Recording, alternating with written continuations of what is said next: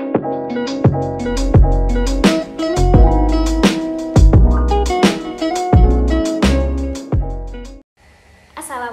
warahmatullahi wabarakatuh. Kembali lagi bersama saya Audiba Kamila. Pada video kali ini kita akan membahas mengenai puisi bebas dan puisi terikat.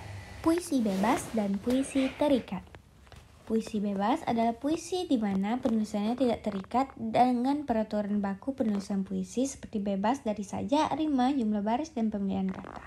Puisi ini menekankan terhadap isi puisi yang diungkapkan hati atau perasaan hati dari sang penulis, sehingga makna dari puisi ini lebih mendalam dan mengandung kata-kata yang lebih puitis dan nilai estetika yang tinggi. Puisi yang tidak terikat oleh pola irama atau rima tertentu. Puisi bebas memberikan kebebasan penuh bagi pengarang dalam penggunaan bahasa dan struktur. Jadi, penulisan puisi memberikan pesan kepada pembaca tentang perasaan penulis, baik secara langsung, secara tertulis, ataupun dalam bentuk tersirat. Ciri-ciri puisi bebas yaitu tidak terikat pada sajak, rima, jumlah baris, dan pemilihan kata, mengandung kata-kata puitis dan nilai estetika yang tinggi, isinya adalah ungkapan hati dari penulis. Contohnya dalam puisi Aku karya Chairil Anwar. Yang pertama adalah pembaitan. Suatu sajak biasanya terdiri dari beberapa baris atau larik. Kesatuan baris atau larik tersebut membentuk suatu gagasan yang lebih, yaitu yang disebut bait. Pembaitan sajak Chairil Anwar tidak menghiraukan aturan-aturan tradisional, namun Chairil Anwar lebih menekankan pada pembaitan yang bebas.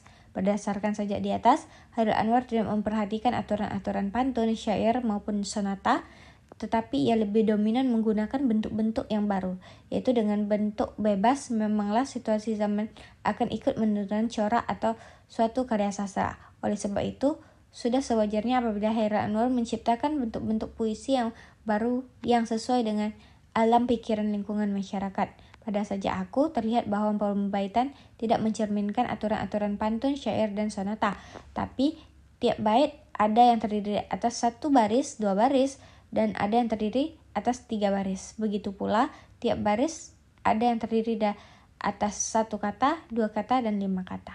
Yang kedua adalah persajakan. Hakikat puisi adalah keindahan. Keindahan suatu puisi tidak hanya terletak pada bahasa dan isi, namun juga terletak pada persajakan. Jadi, persajakan mempunyai peranan yang cukup penting. Persajakan ada hubungannya dengan tema, perasaan, dan maksud penyair. Sajak-sajak Chairil Anwar menampakkan persajakan bebas. Hal ini merupakan salah satu faktor yang menjadikan sajak-sajaknya hidup. Yang ketiga adalah pemilihan kata. Kata merupakan jiwa penyair dalam karyanya. Dalam menciptakan puisi, Chairil Anwar telah menghindarkan diri dari pemborosan kata. Mungkin ia mengharapkan kesederhanaan kata dalam ciptaannya. Segala sesuatu yang keadaannya dapat diterangkan dari kemungkinan hubungan kalimat yang ada, tak perlu ditanyakan dengan kata-kata. Banyak saja Chairil Anwar yang menggunakan bahasa sehari-hari, sehingga bahasa yang ada dalam puisinya tampak hidup dengan lincah. Yang terakhir adalah ungkapan. Ungkapan menunjukkan betapa erat pribadi seseorang dengan gayanya. Ungkapan yang dipergunakan Chairil Anwar dipergunakan dan ditandai oleh sederhana yang sangat mementingkan kewajaran dan keaslian pengucapan. Keadaan tersebut akan memperjelas makna atau lukisan yang hendak dikemukakan.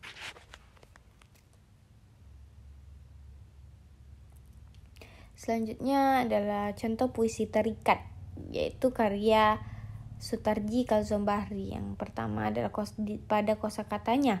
Untuk mencapai kepuitisan dan sajak-sajaknya, Sutarji merangkaikan kata-kata dari kosakata sehari-hari. Ada juga beberapa kata yang tidak bisa dipergunakan dalam percakapan sehari-hari yang umum, namun barangkali dipengaruhi oleh penggunaan bahasa Indonesia secara lokal, mengingat bahwa Sutarji dilahirkan dan dibesarkan di daerah Riau yang dianggap asal bahasa Indonesia.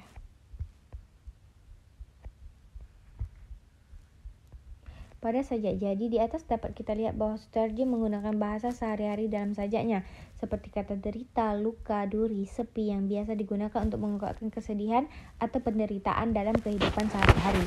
Supaya kelihatan modern, yaitu untuk mendapatkan efek suasana yang lebih universal, dipergunakan kata-kata asing seperti jadi. Karya Sutarji Kazom-Bahri menggunakan gaya puitis yang sederhana, namun menggambarkan kekuatan-kekuatan kata-kata yang mengungkapkan makna yang mendalam. Puisi ini menggunakan repetisi kata jadi untuk menggambarkan transformasi atau perubahan dari suatu keadaan menjadi yang lainnya.